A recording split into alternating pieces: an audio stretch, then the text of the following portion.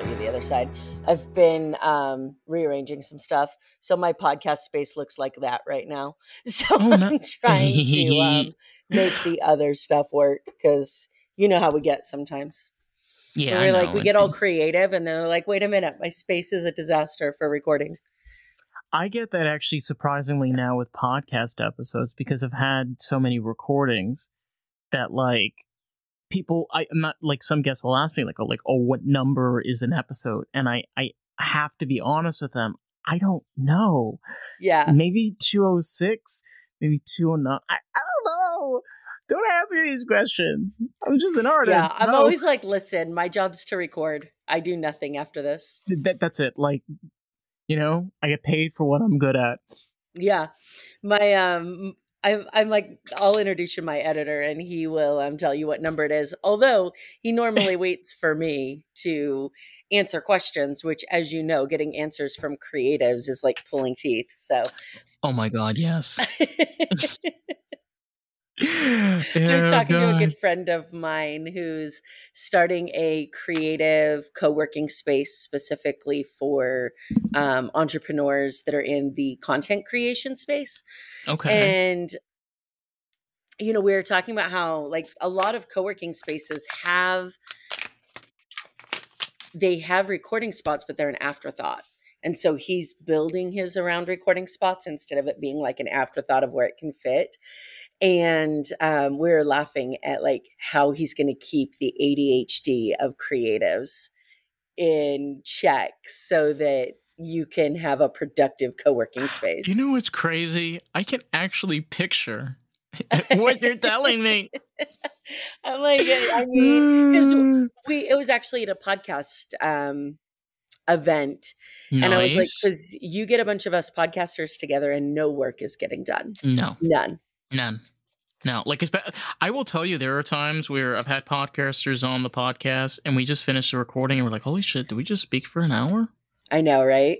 Yeah, and you're like, oh God, now it's 3 hours. Where are you based out of?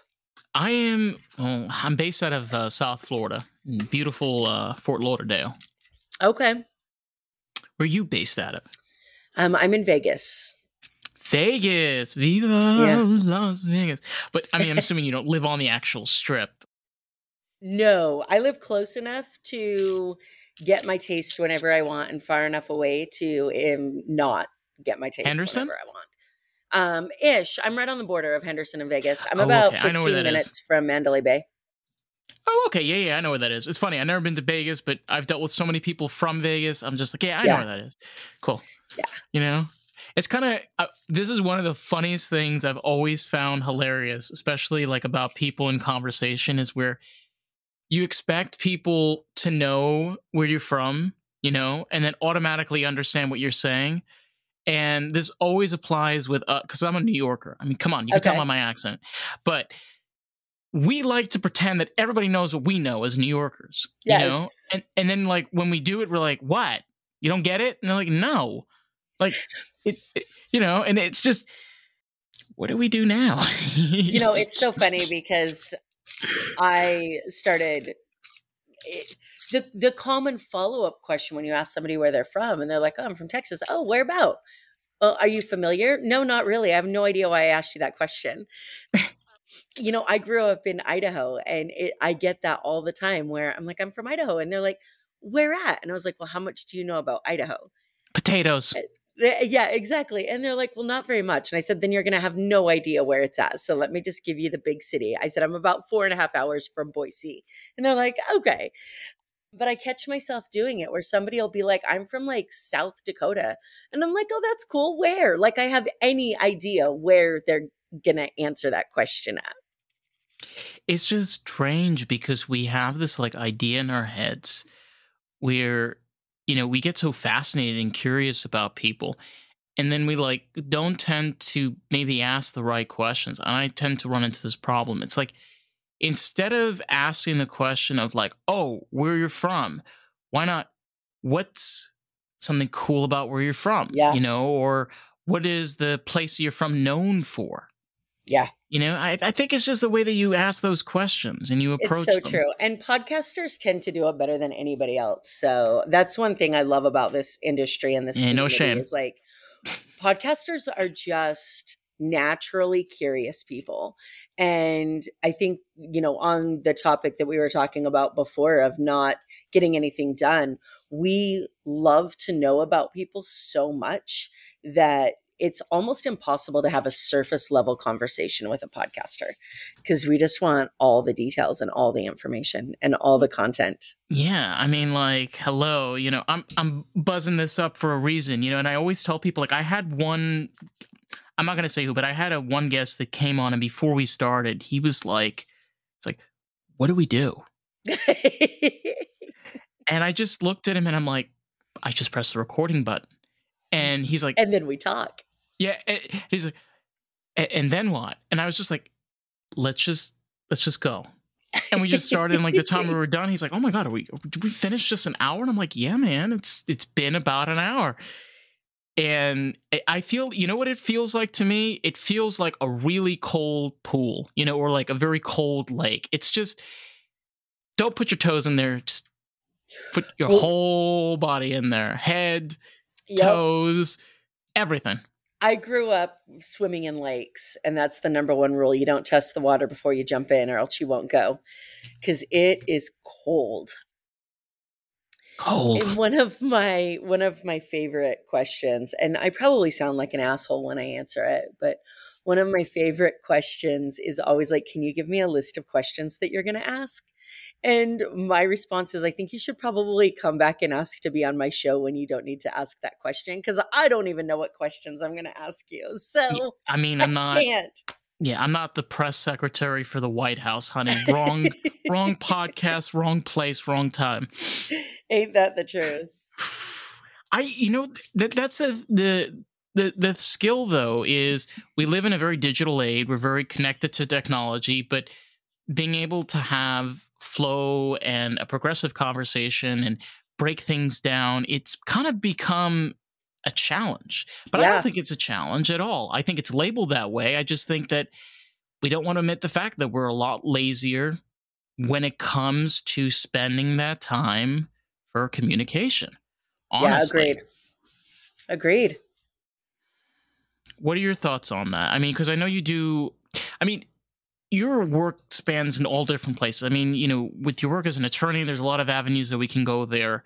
But when you're dealing with people, when you're dealing with conversation, and I mean, you as a podcaster and you as a writer, what are the things that you found with regards to communication that are easy flow, things you can get easily, quick, right into that, like, yeah, you need to put effort in there, but I think your go-tos.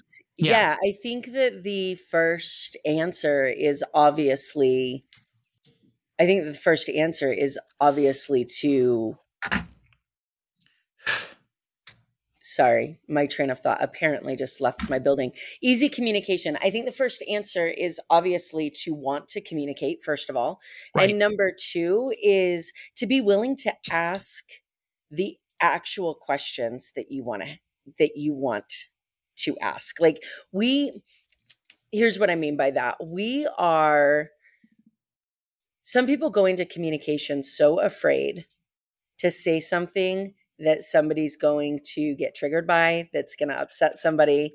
We try to avoid certain conversations because we're afraid of the responses.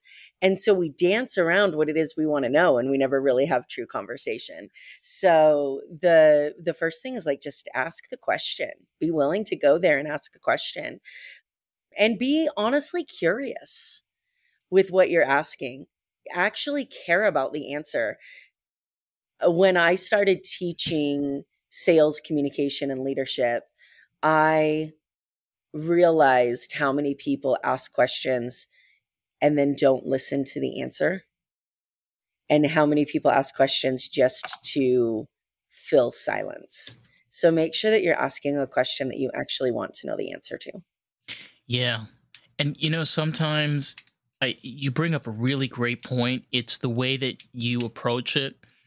I think a lot of the times, one thing that comes in is fear, afraid of how the other person is going to react.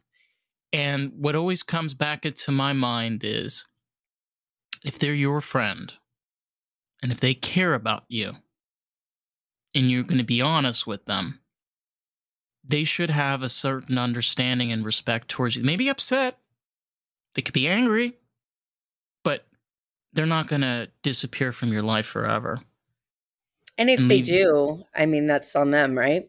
Right. And then you have to ask yourself the question then, were they your friend to begin with?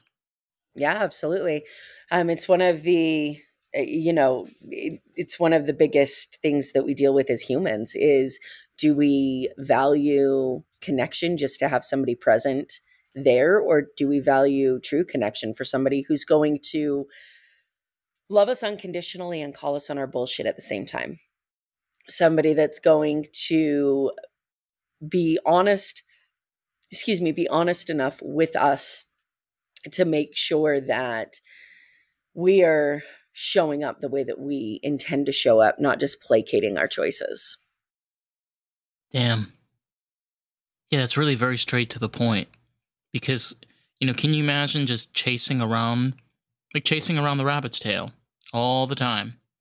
And it's great. You want to play games? Go right ahead. But, I mean, you got this time right now.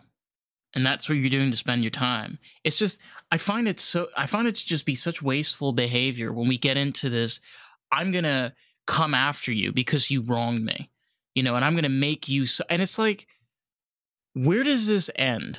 I mean, I can imagine, like, with your own career, you've probably run into quite interesting individuals in this regard, but what is the point? Yeah. You talk about my career, and it's actually pretty funny because... Sorry, I'm just curious. No, you are fine. It's funny because, my career and the way that I had to show up in it changed when I started being honest with myself and others about my human feelings. So let me go back first of all, because I don't know, are we just bullshitting right now, or are we going? I mean, we could be bullshitting. I mean, for all we could be lizard people, disguised as humans. I'm trying to decide whether to answer these as I would if I was in a bar with you, or as I would as somebody might actually hear this later. So I like the bar version better, but go ahead. So obviously, I grew up professionally in the customer service industry, which was very customers always right. Your money depended on tips. And then I went to law school. And then I ended up in the criminal defense world. And frankly, if you show up and talk to somebody who is in handcuffs and you talk to them politely like you would a person that's sitting at a restaurant or that is going to tip you later, they have zero respect for you. There comes a point in time where you've got to have more balls than they do. And that took some time for me to adjust to. And then as soon as I did that, then I ended up finding sales communication and leadership. And one of the most powerful things about sales communication and leadership is being willing to internally look at your own actions. How are you showing up? What are you responsible for? How did you create the situations that you're in right now so that you can change that and have the life, business, and relationships that you desire and deserve? And when I bought into that mentality, all of a sudden, my criminal defense clients that wanted to convince me that they didn't do it and they were at the wrong place at the wrong time got the no bullshit Amber instead of the placating Amber. And I used to think, like, I would sometimes leave meetings with clients and think they're going to fire me. They're never going to come back. I don't even know why people hire me because I'm such an asshole to them.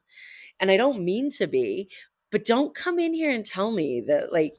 Hey, it's Dave, and I quickly just wanted to jump in and say, if you've been enjoying the podcast, I'm enjoying this episode, If you can leave us a review on Apple Podcasts, that'll be so greatly appreciated. Because here's the thing.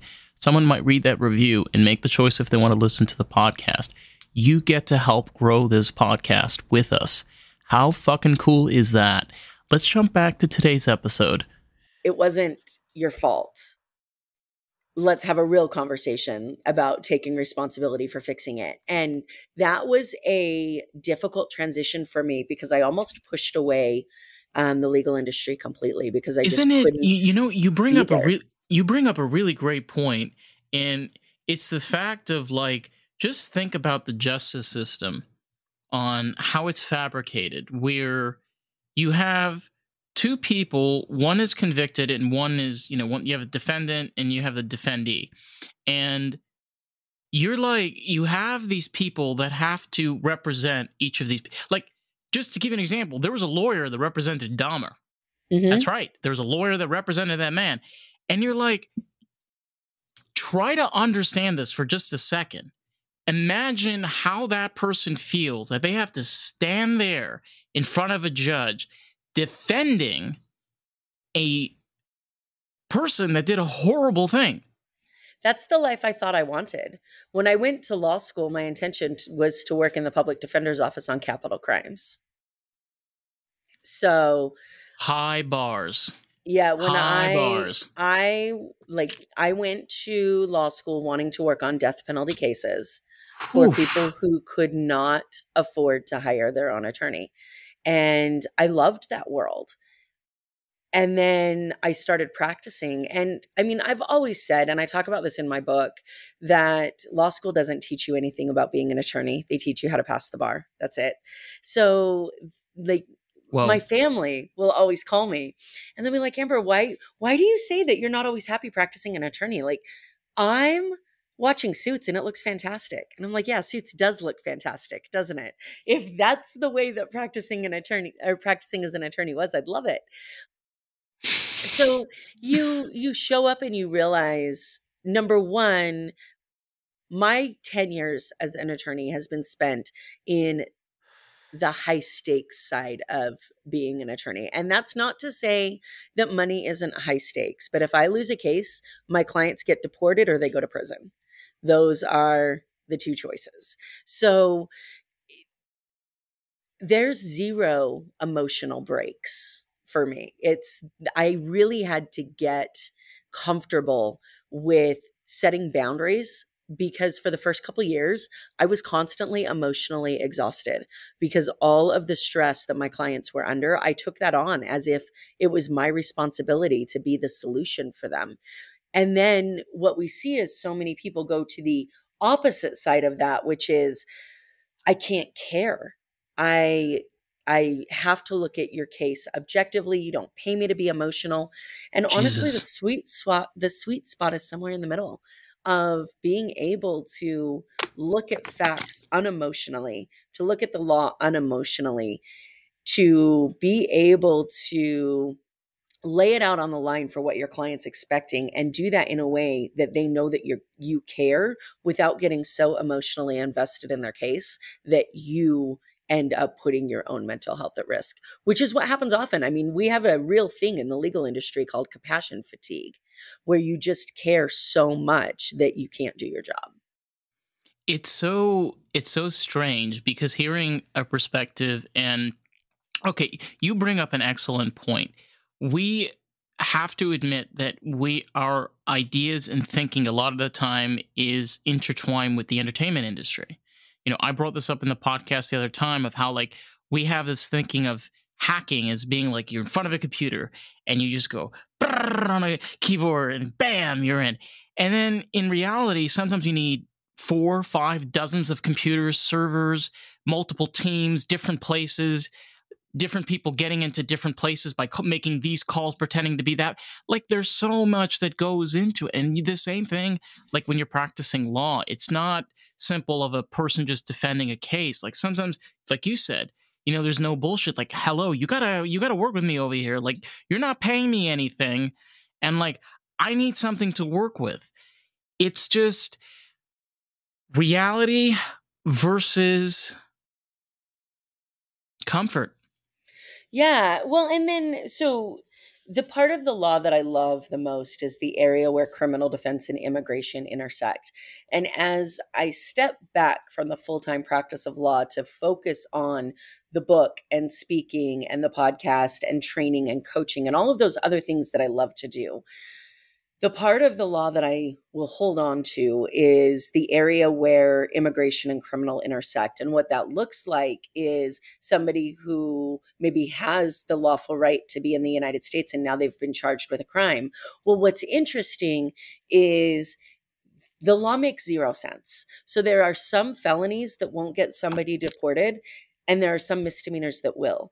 And as a criminal defense attorney, we're trained to think, get the lowest offense that you can, no jail time, get them a fine and go on their way. Well, that very well may end up getting your client sent back to their home country. So I have to then come in and say, I know that as a criminal defense attorney, you want this misdemeanor with a fine and go on your way.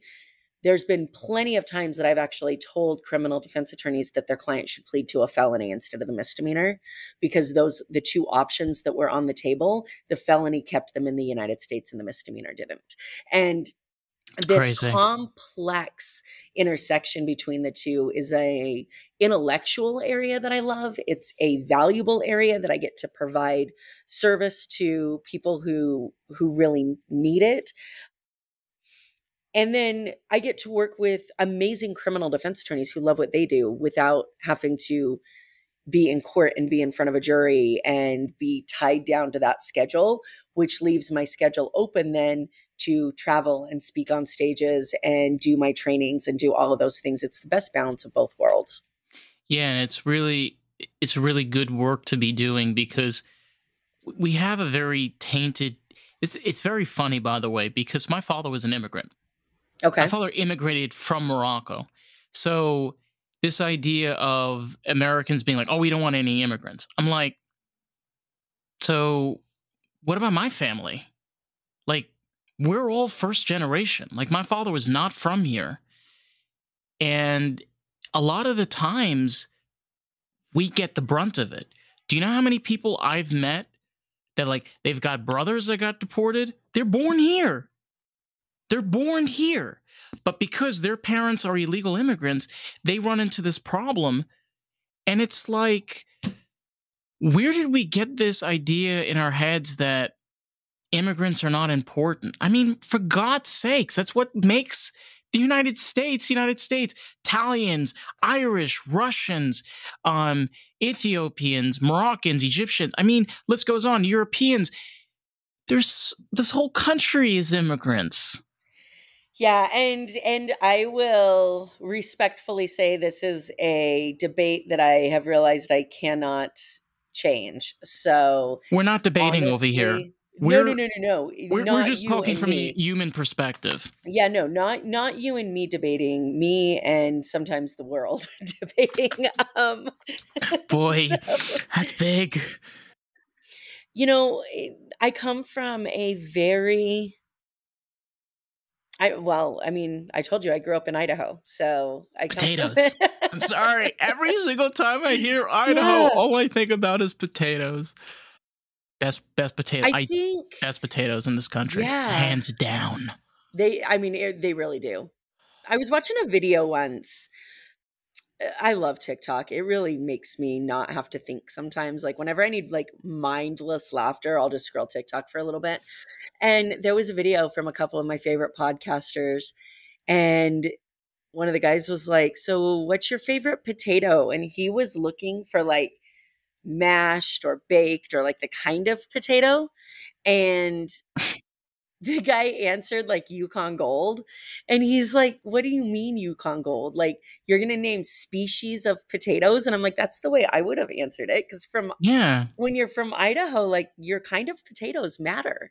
No respectable Idahoan doesn't know their kinds of potatoes. I will tell you this. If you're from the Northeast, you do know your potatoes. Because I'm from New York, and it gets cold. And you know what cold is, too. What do we generally do when it's cold? We just eat potatoes, bread, and meat. That's it.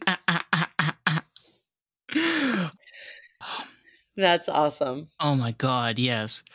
But yeah, I mean, how long have you been working with immigrants? I mean, it's Mm, pretty recent? no. So the trajectory of my career, so I went to law school in 2009, graduated in 2012, wanted to work at the public defender's office.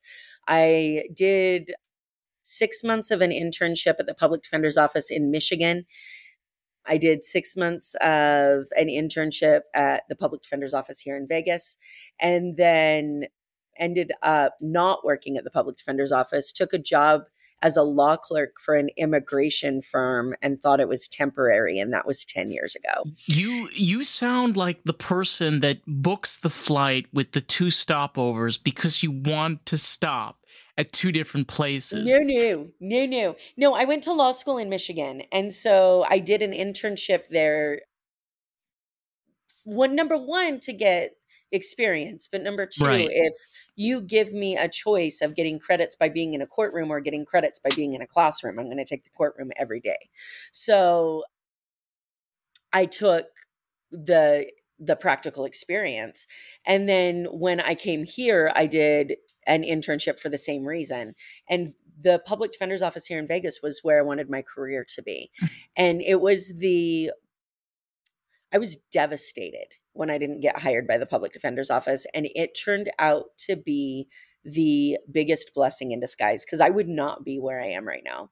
I wouldn't be where I am professionally on the legal side. I wouldn't be where I am professionally on the speaking and training and business coaching side. I wouldn't have my book out. I mean, I've had the opportunity to get back into either criminal or immigration on the government side of things. And I won't take it because, number one, we have a misconception in this country that, and actually, let me take that back. That is the wrong way to start this sentence. Okay. I'm so honed in right now. I know, right? I'm sorry. So I've never subscribed to the idea that the way to be successful is to go work for the government and then retire and then collect your retirement. And to my mom's dismay, I've never bought into that because, man, she tried. And when I opened my firm, she was terrified. She was so excited when I became an attorney, and she's very proud of me. Let me preface that. My book came out on August 23rd, and I had to send it to her before it was released and be like, I need you to read this because I need you to read what's in it before the world does. Of course, and yeah. I love you. And here it is. So she just sees the world safer than I do. So where she is comfortable going to work and coming home and having whatever her life is going to be outside of her work hours, I want more control over my life than that. And so I will never go back into a government position where I lose control over when I work and what I do when I'm not working. Yeah. I won't do it. So it's this is so random, but this kind of reminds me of isn't this entire conversation random? Yeah, for sure. But one of my favorite TV shows is the Mary Tyler Moore Show. And one of the things I love about that show is it shows you one of the most like realistic expectations of the workplace. And it was done in the 1970s. I mean, maybe it was Mary Tyler Moore that was behind it. Like, she literally showed you, like, at work, it's like, ugh. You know, she loves what she's doing and she's trying to do her best. But where she shines is when, like, she leaves work and she, like, makes the time, like, figures out what she wants to do with her friends and goes out.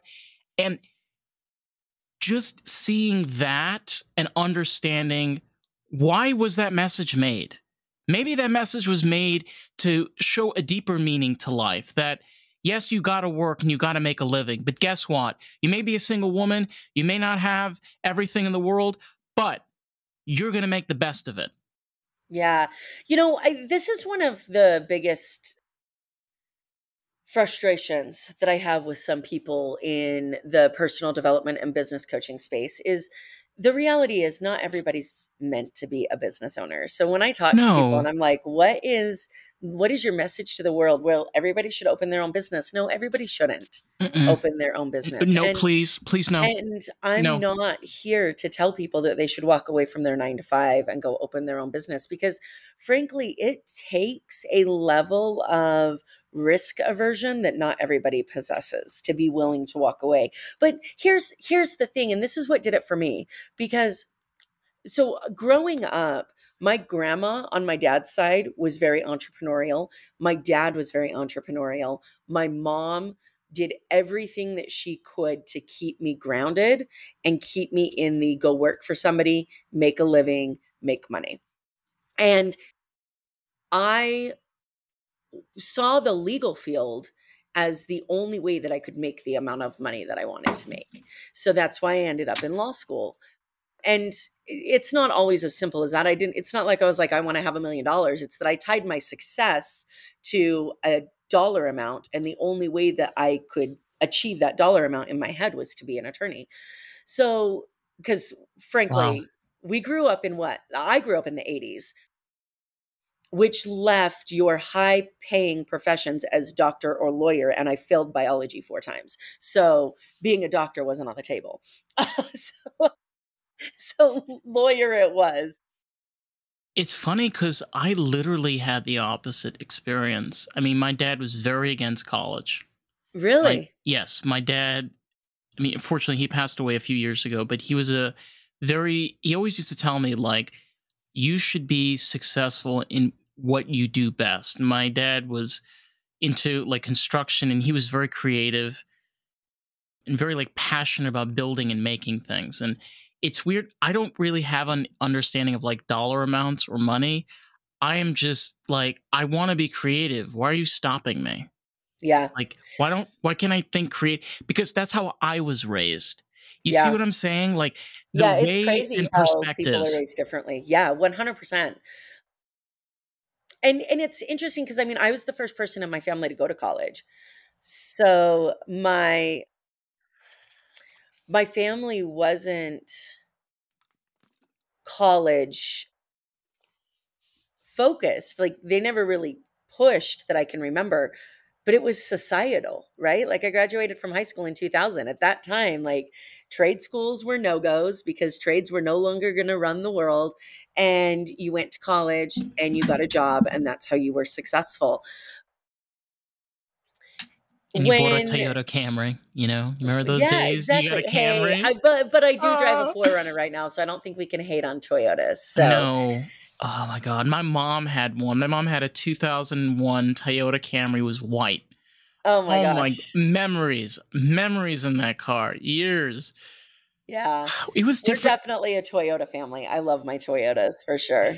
But it was, you bring up a good point though. It was a different time, a different attitude. Like when people say, artists had it harder back in the day. I kind of like to think of the attitude they had a different kind of hard.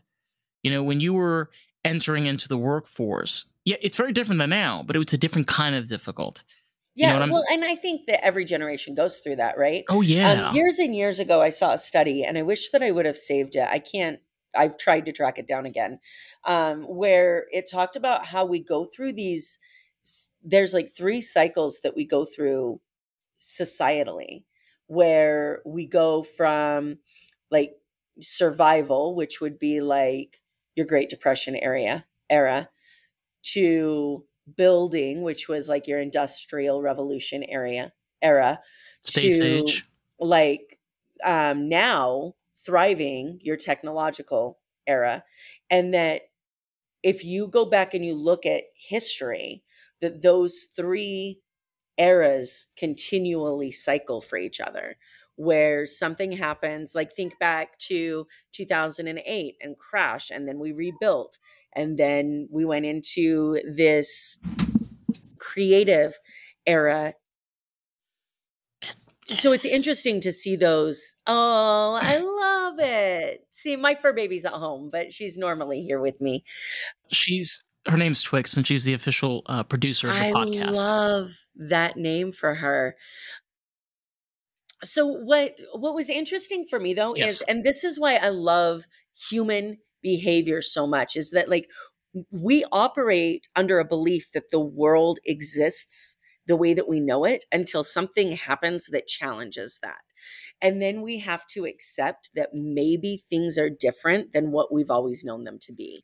So for me, Change in perspective. Yeah. there was just this magical bank account that paychecks came from. Like it was I never thought about the fact that the people that I worked for were business owners that were vulnerable to all the things business owners were vulnerable to. It was a steady paycheck. It was the false sense of security until I worked for a company that challenged that for me, because it was the first time I ever worked for somebody and there were questions about the viability of the company.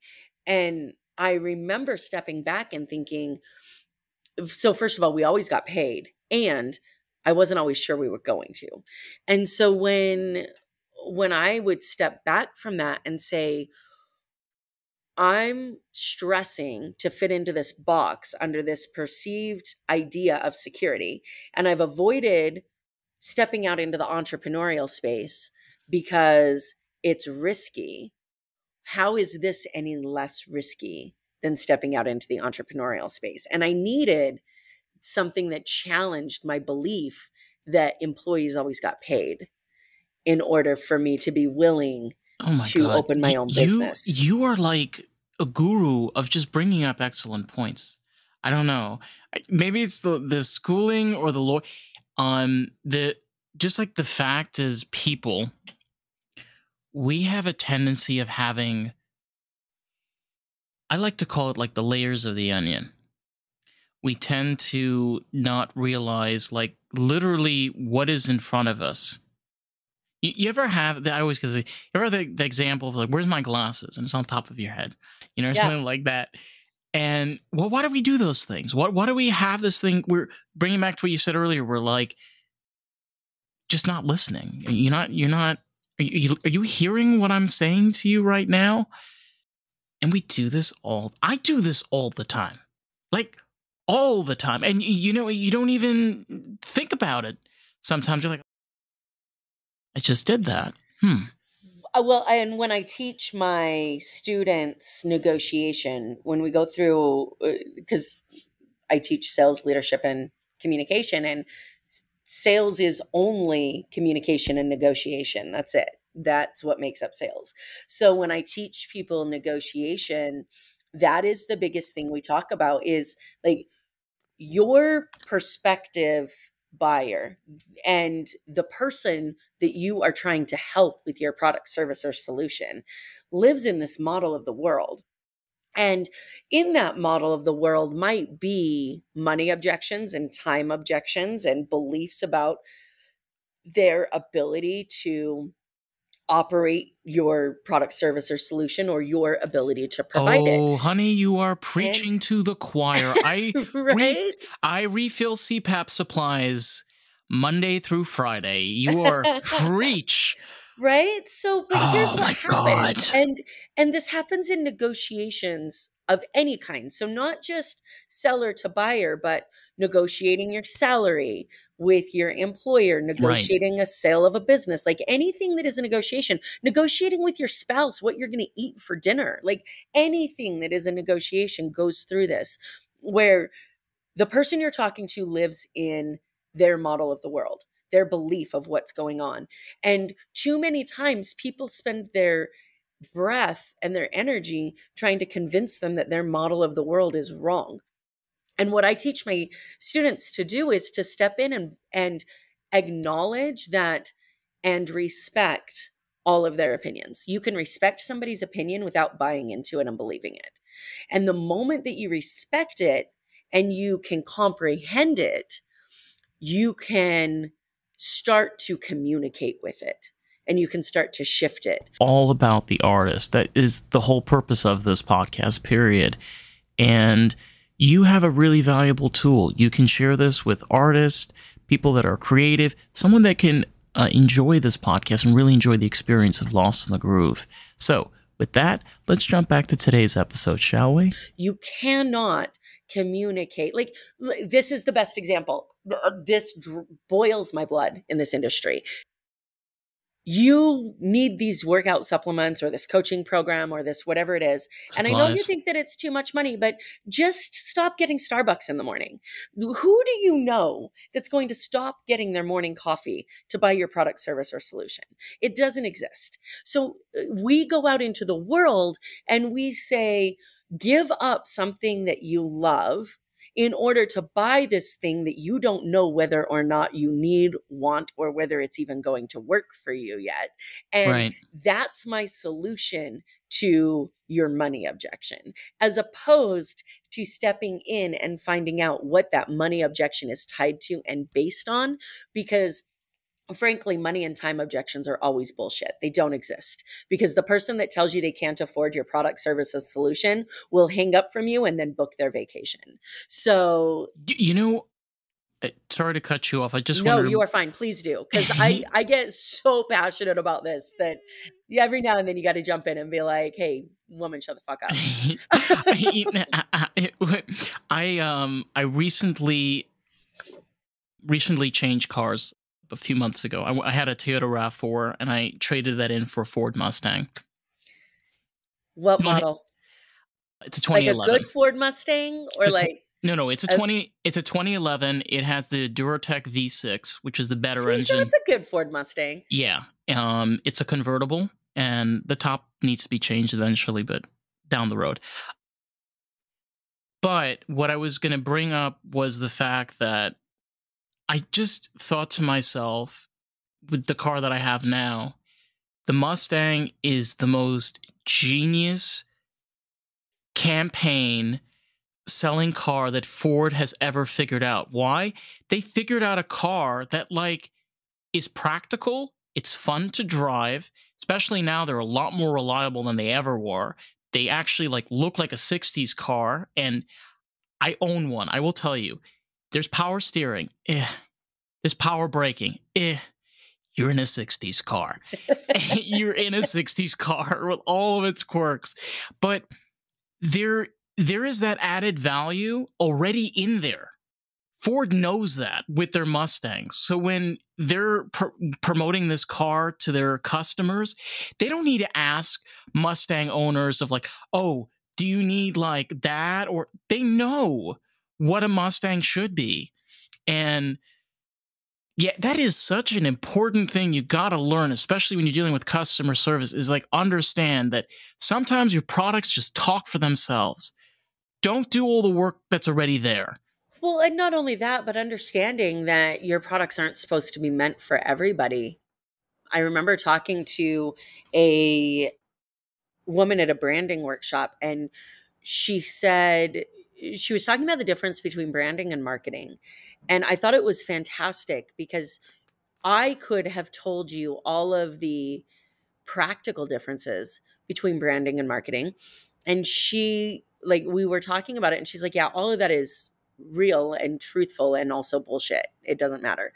And I said, well, then tell me what matters. And she says, marketing is the stuff that you put out to ask people to buy your product. Branding is the things that you put out about who you are at your core that either repels or attracts people to you. And yes. I was like, that is, and it was the repels part of that it's your people cleaner. Need to hear. Yeah. Like your filter almost. Cleaner. Yeah, your filter. But the purpose of a filter is to prevent some things from reaching you. And too many business owners build their services saying, well, I just want to help everybody. Well, good luck, because you won't. Yeah, I realized that. I started realizing that early on in this year with this podcast, because I realized the way that this podcast can be successful is I have to be myself. And when I'm talking to you, like, we're having a real conversation over here. No bullshit. Yep. I'm not interested. Like, I'm not. And there are times where there are opportunities that I can take for guests that I have turned down purely because of the fact that I know that I'm going to get a very scripted version of a person. I'm not Mhm. interested. And that really narrows down to it simply where this is a place where you can hear open conversations from artists, creators, people that are out there to do something and make a change. More than that is realize that your perspective is not the only one that exists out there. It's Yeah. not. We don't live in me world. It's not fucking Disney. We don't? The world doesn't revolve around me? I'm not the center of it? Took me a long time to learn that. Don't tell Trisha or Karen. They might get a little pissed. There was a meme that was floating around a couple of years ago, and it was so perfect. And it said, "Whenever you want to bitch about what's going on in your life, remember you are here." And it was a picture of the solar system, and there was like this star, and it was like, "You're right here." And I was like, "It's true. Like nothing matters." And everything matters. And on that point, like it's such a contradictory statement for me to make because I I teach people and train people that the way to feel and be as successful as possible is to know that you're in control of your own life. And you are, that doesn't necessarily mean that you're in control of everything that happens to Right, you. to a You're just certain in control point. of you, right? At the same time, I got the experience a couple of years ago to go ocean kayaking, and it Ooh, was wild. incredible. Wild? Incredible. What's that? It's wild with the It's crazy wild, right? waves. And I had never been to the ocean. Like I didn't see the ocean for the first time until I was in like my 30s. I think I have pictures of me and my dad when I was like 3 at the ocean, but I don't remember it. So as like with memories, I don't Oh my remember ever god. seeing the I ocean. I'm such an idiot. For a second, I'm like, why the fuck has she not seen the ocean? I'm like, 'Cause I grew up in wait, Idaho. you grew up in Idaho. That's Yes. why. So and it was never important to me. I was like, it's water. I've got water outside my backyard too. What could be so different? And so a friend of mine has a boat in the San Diego harbor. And we went the first time we got in the kayak. I love to kayak, but I'm used to kayaking on rivers and like lakes that are not the ocean. So Ocean is different. It's wild it's and it's different. it's going different So directions. we did 3 different times we went out. The first time we stayed in the harbor, and then the second time we ventured out into the bay. And then she was like, "How do you feel about going out into the ocean?" And I'm like, "I got this ish." So I was in Oh a shit. sitting kayak, and we went out and we watched the surfers from the break side of the ocean instead of from the beach side of the ocean. So we were watching the surfers surf, but from the ocean side of the ocean. And So you could see them while you're kayaking. That is yeah, yeah, really yeah, yeah, yeah, cool. yeah. So, but I'm sitting like in this sitting kayak, and you look around and it's just water, and you know that there are things in there that can eat you, and that the energy that you're feeling of the ocean moving. And I always tell people, if you want to know just how small you are on this planet, go sit in a kayak on the ocean Oh my god, I can and look imagine. around for a minute, because It's only ocean. you have no control over anything. No control over anything. And Bro. I was talking to a friend of mine, and he says, "Why were you so scared?" Because there were points that I was like nervous. And he says, "Why were you so nervous? I thought you could swim." And I said, "I can swim, but not faster than a shark. Like Hey, that's true. I can't outrun a shark." So I'm I told him, I proof. said, "I'm not afraid of drowning. I'm afraid of being something snack." Do you know what the proof of that is? Is that seal is faster than you. And for Right? some odd reason, sharks always catch them. It's so true. So, I mean, the reality is there's this, to me, the sweet spot of that fulfillment and success that we all search for so much is that balance between knowing that you're 100% in control of your life, what you create and what you give your attention to, and also knowing that you have zero control over most things that go on at the same time, and Yeah. being able to acknowledge the difference, and also it's this harmony between letting go of control and owning control at the same time.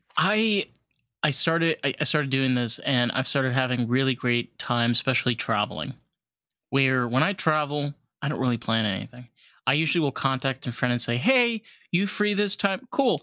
Come out there. No idea. No plans. Just go out there, spend a weekend, and just go with the flow. To be honest, those are probably the best vacations I've ever had. Because because the problem is that we don't realize as humans, we're not trained to compartmentalize. You know, we come right. we come from like the ocean and then to the land, and it's like, okay, everything wants to kill us. So what do? Oh, we make fire. And then it just continue. And it's like nature around us kind of shaped us as humans, or the things we ate, the things that we made, and the things we built. But now we live in a world where we keep away all the bad things, you know, keep away the mountain lions, you know, keep away the coyote, you know, keep everything, keep all the scary things away. You know, we're safe. But that has repercussions that come with it.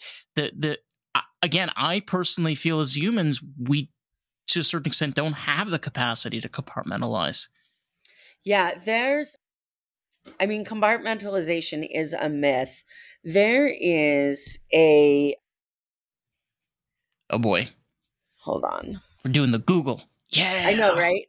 Yes. Okay, there's a documentary, and I forgot the name of it for a second, so I had to find it, called Rise of the Sufferfests.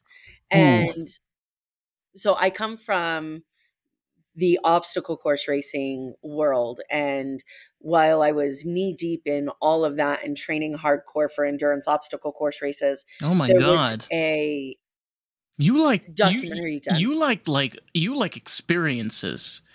Okay, I do like experiences real a lot. Life experiences. Yeah, I do like experiences a lot. But this documentary is about why obstacle course racing became so popular.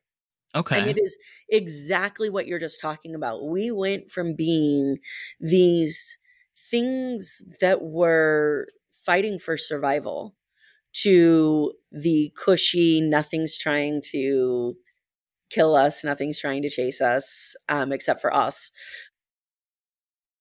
And we crave that challenge as humans. And when, you know, I talk to people that are in the military all the time and tell them, hey, like, come run this obstacle course race with me. And they're like, do you think I like want to go back to boot camp? Like, what the hell? Like, I do this in my PT drills all the time. It's good for their mental health. Like, so, a lot of veterans don't realize, like, you gotta get into work cores, Tai Chi, you know, MDMA, like mixed martial arts, something, just to get your brain stimulated. Because you gotta remember, like, some of these people went across abroad or whatever for like what, 3-4 years? Yeah, there's a lot that goes into obviously the mental health of veterans that is still untouched. But unfortunately, if you guys are interested, the Rise of the Sufferfest is fantastic and really touches on that primitive need for a challenge that we have as humans. And unfortunately, you know, I talk about this with my business coaching clients all the time. If you don't have something that gives you that need for a challenge in your life, then you will create it. And it normally comes in your path to success. You make things harder than they need to be. Things can't be easy because we've been raised believing that in order for something to be valuable, it has to be difficult. Yeah. And I feel, just to touch on, like, go on, honey. When you live that attitude of, I'm going to reach this point in my life and then I'm going to retire. The best example I can give is my grandmother.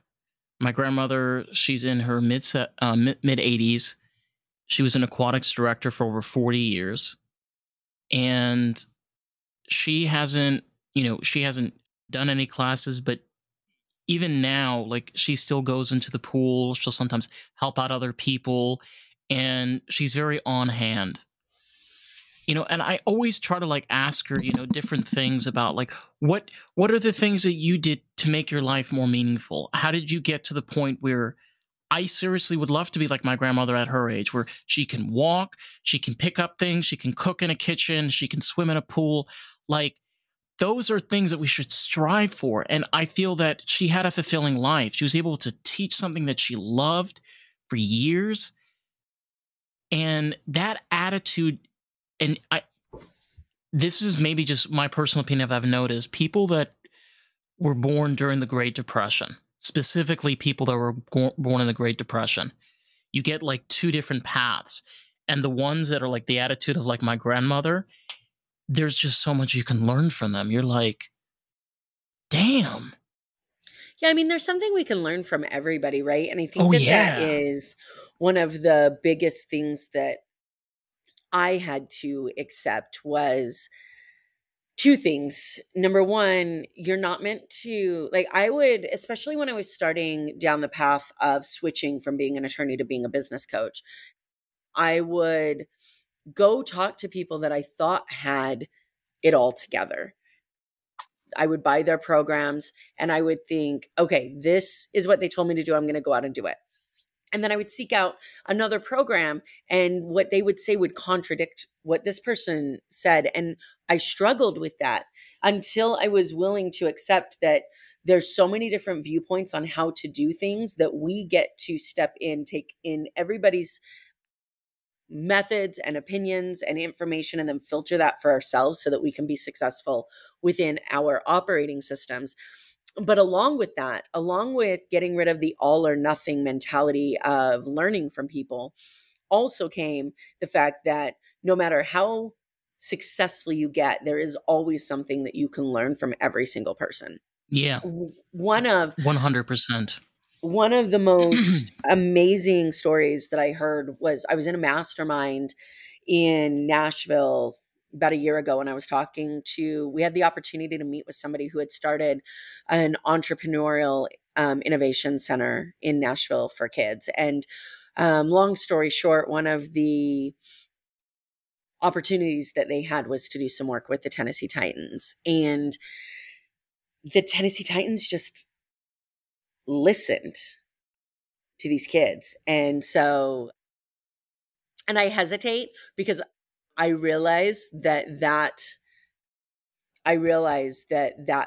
story was told to us in a mastermind. I don't know if that's public knowledge. So if you could actually not release that when you edit this, that would be great.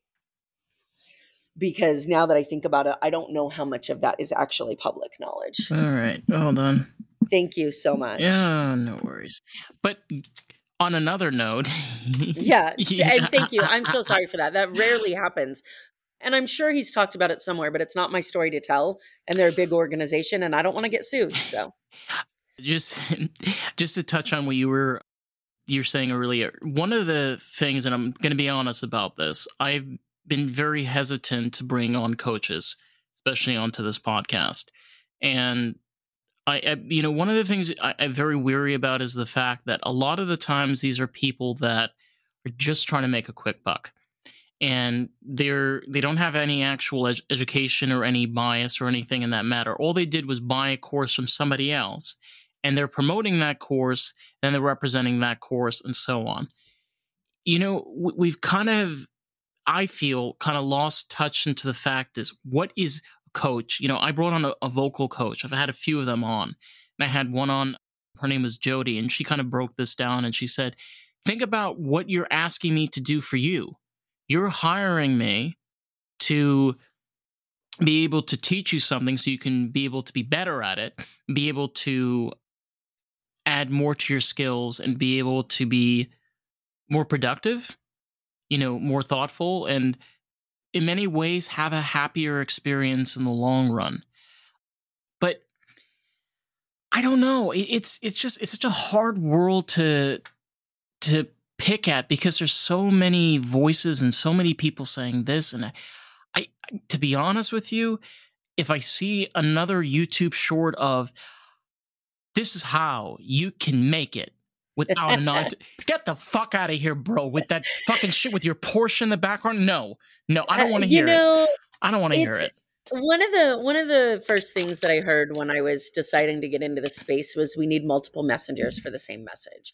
And it's true. I think that it comes down to two things. Number one, with anybody, not just coaches, with any industry, it's our job as consumers to vet that industry, because people get screwed over in every industry. It's not just this one. And what's unfortunate is that the coaching industry is unregulated. So, you know, you got to have business licenses and things like that, but there's no, like, in the legal industry, we're monitored by the state bar. So there's none of that in the coaching industry. And you would know this because you went to law school. What's it's that? Crazy. No, you went to law school. So like I did. You have a really good, keen perspective on all of this, like especially what's going on. The other thing too, and I think this is important for people to understand, and then I've got to jump off here shortly, but sure. I think that this is important for people to understand, that there's a difference. You need to understand the purpose of you hiring somebody, because there's a difference between a coach, a consultant, and a strategist. And people don't ask those questions. So I, as a coach, don't tell anybody how to do shit. My job as a coach is to help you figure out the answers for yourself and overcome the mindset blocks, the money blocks, the things that are holding you back. Now, if somebody hires me to come in and write policies for them and overhaul their team and do hands-on leadership training, then I'm being hired as a consultant and a strategist to come in and actually do the work and make the changes. So when people hire a coach, I hear all the time, I hired this coach and I really thought that when I walked away, they were going to make my course for me and they were going to do this for me. Right. And that's not what coaches do. True coaches don't give you the answers. They help you find the answers for yourself within your framework. A strategist is kind of a combination between a coach and a consultant. And the consultant is going to come in, look at all of your business practices and say, this isn't working, this isn't working, this isn't working. Here's your plan. Let's execute it. And so I fall in a mixture of those things. You know, I had somebody call me one day and they were like, I want to hire you to come rewrite our SOPs. How much do you charge? And I'm like, there's not enough money in the world for me to come do that. Like, I appreciate that. And there is not enough money in the world. So, and again, to emphasize on this is you come in with expertise and knowledge brought to the table. And you're right. It's being able to create a framework that revolves around your success. And what I was going to ask you was this. Anybody that's listening, if they want to find your work, where can they find it? You know, where they can tap into your socials if they want to connect? Yeah. So let me say, before I answer that question, just on the comment that you just made, the biggest piece of advice that I could give anybody who's considering hiring a coach, consultant, or strategist is to get really clear on expectations. What is it that you expect to get out of that relationship? And how will you know it's a successful one? One of my favorite questions to ask people that are about to hire me is, if we work together in 6 months, how do you know that our coaching relationship was a success? Like, what is it that you expect to get over the next 6 months for this to be successful? And too often people see somebody as the solution to their problems, but they don't make sure that you guys are on the same page as what's being offered and what's being received. So just being clear on what it is that you expect to get and communicating that to the person is invaluable and will save you hundreds of thousands of dollars in the long run in investing in yourself. Yes. So, and thank you for asking about the socials and how to get a hold of me. If anybody's interested, my website is being redesigned right now. However, it is successdevelopmentsolutions.com. The easiest way to get a hold of me is to either go listen to the podcast, and there's information on how to message me there. Break Your Bullshit Box. Break the Bullshit Box, which is also the name of your book. My book, yeah. Yes. And then on Facebook, there is a community called Success Center, which anybody can join. It's a free community where we talk about all things success and business and sales and really whatever pops up. It's a place to be supported by other people that are in all different mixes of life, where it's just an open, honest, safe place to start to question your success. Yeah. Maybe see a different perspective, see a different light. I like that. That's a good idea. You know, to get people interested. You know, get them into a nice circle.